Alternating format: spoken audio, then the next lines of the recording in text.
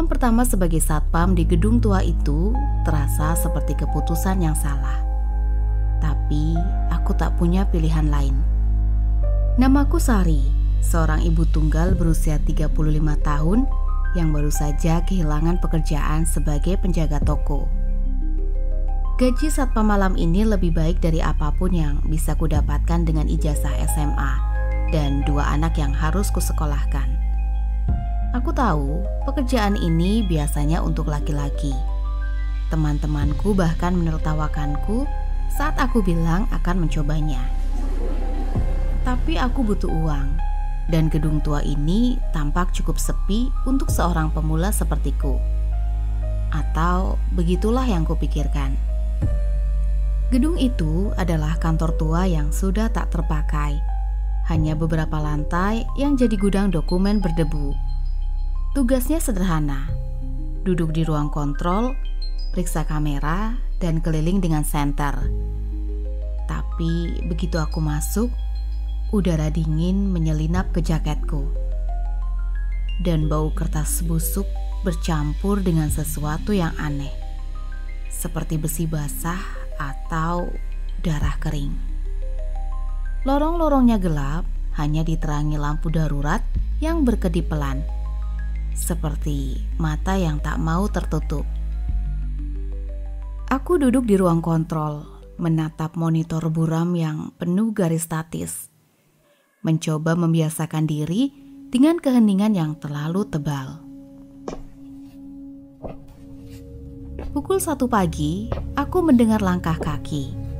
Pelan, berat, seperti seseorang berjalan dengan sepatu basah. Aku menoleh ke pintu, tapi tak ada siapa-siapa. Mungkin cuma pipa, gumamku. Meski aku tahu itu bohong. Aku memeriksa monitor, dan di kamera lantai 3, aku melihatnya. Sosok hitam, tinggi, berdiri diam di ujung lorong. Tubuhnya buram, seperti asap yang membentuk manusia. Tapi aku yakin dia ada. Jantungku berdegup kencang. Aku memperbesar gambar, tapi layar malah bergetar dan mati sejenak. Aku meraih senter dan tongkat keamanan. Aku tak akan membiarkan rasa takut menguasai malam pertamaku. Aku naik ke lantai 3. Udara di sana lebih dingin, seperti masuk ke freezer tua. Lorong itu kosong. Hanya ada kotak kardus berdebu di sisi dinding. Aku menyinari setiap sudut, tapi tak ada apa-apa. Imajinasi, kataku, meski tanganku gemetar memegang senter. Saat kembali ke ruang kontrol, monitor normal lagi dan lorong itu kosong seperti semula. Tapi perasaan ditatap tak hilang. Seperti ada mata tak terlihat yang mengintai dari bayangan. Malam kedua lebih buruk. Langkah kaki itu kembali. Kali ini lebih dekat. Seperti dari lorong di luar ruang kontrol. Aku mengunci pintu. Tapi suara itu tak berhenti. Malah bertambah dengan derit pelan. Seperti kuku menggores kayu. Aku mengecek monitor dan sosok hitam itu ada di lantai 1, tepat di bawah tangga. Dia berdiri diam, kepalanya miring, seolah mendengarkan.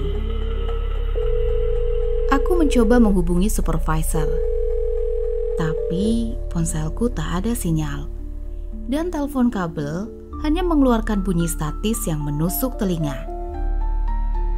Aku keliling lagi, membawa kamera kecil yang biasa kugunakan untuk merekam anak-anakku. Aku turun ke lantai 1, senterku menyapu lorong yang penuh bayangan. Tak ada apa-apa, tapi udara terasa berat, seperti menekan paru-paruku. Saat aku berbalik, aku mendengar nafas pendek, kasar, tepat di belakangku. Aku menoleh cepat, tapi lorong kosong. Aku berlari ke ruang kontrol, mengunci pintu dan memeriksa rekaman. Di sudut layar, aku melihatnya. Sosok hitam itu berdiri di belakangku, tapi aku tak merasakannya saat itu. Malam ketiga, aku hampir tak masuk shift. Anak-anakku bertanya kenapa aku terlihat pucat. Tapi aku bilang aku cuma lelah. Aku harus kembali. Tagihan listrik tak akan membayar dirinya sendiri.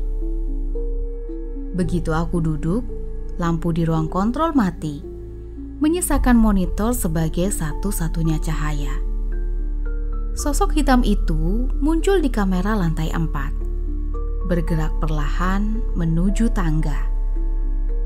Aku menatap layar saat dia turun ke lantai 3, lalu 2, lalu 1. Setiap langkahnya terasa di dadaku, meski aku tak yakin itu nyata.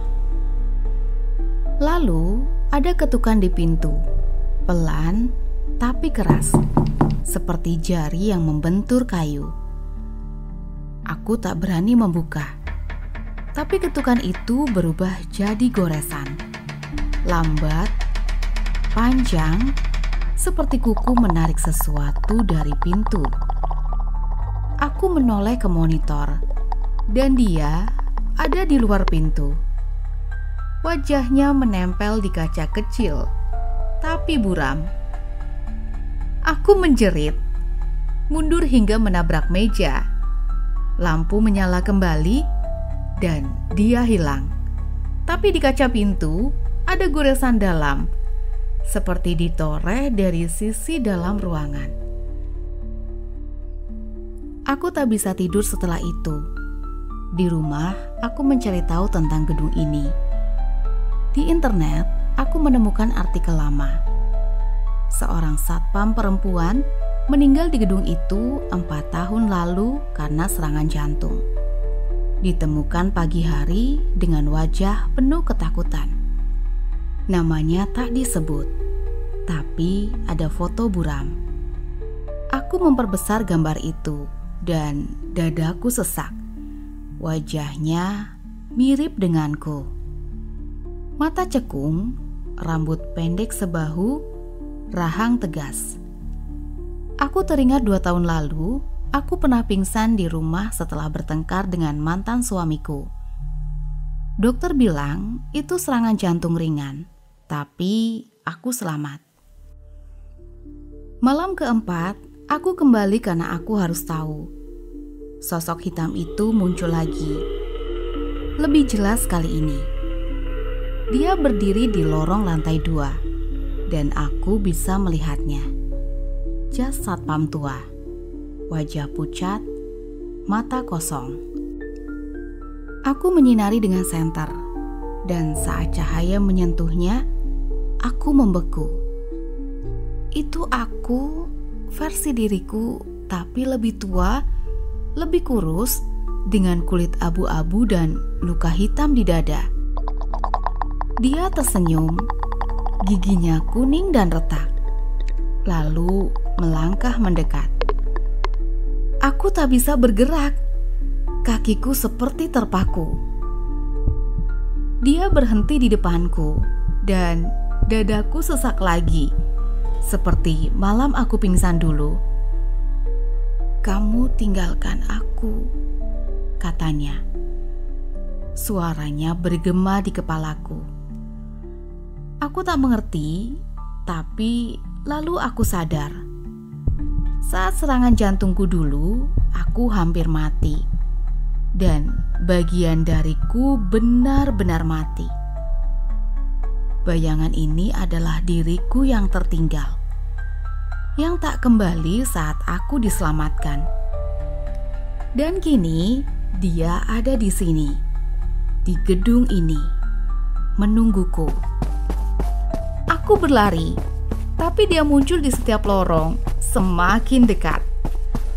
Tubuhku melemah, nafasku tersendat. Saat aku sampai di ruang kontrol, dia ada di dalam. Duduk di kursiku, menatapku dengan mata kosong. Sekarang giliranku, katanya. Dan jantungku berhenti. Lampu padam dan aku jatuh. Pagi itu, supervisor menemukanku hidup, tapi tak sama. Aku tak bisa bicara, hanya menatap kosong. Mereka bilang aku selamat dari serangan jantung lagi. Tapi aku tahu itu bukan aku yang selamat. Dia sudah mengambil alih, dan aku yang asli kini terjebak di gedung itu. Menjadi bayangan yang menunggu satpam berikutnya.